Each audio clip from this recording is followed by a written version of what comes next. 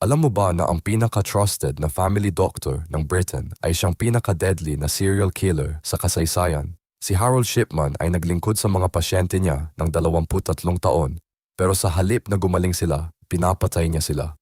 Ginagamit niya ang lethal injection para pumatay ng mga matatandang pasyente. Ang pinakamasakit, nagpapasalamat pa sa kanya ang mga biktima habang namamatay sila. Walang nakahalata.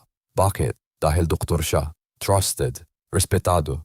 Kapag may namatay na pasyente, natural lang daw.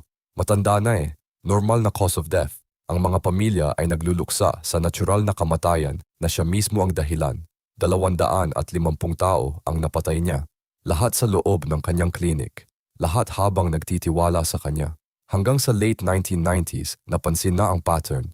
Sobrang daming namamatay kapag si Shipman ang nag-aasikaso. Ang lalaking pinagkakatiwalaan ng buong komunidad ay naging nightmare ng Britain. Minsan, ang pinaka-dangerous na tao ay yung nasa harapan mo lang, nakangiti, naka-white coat,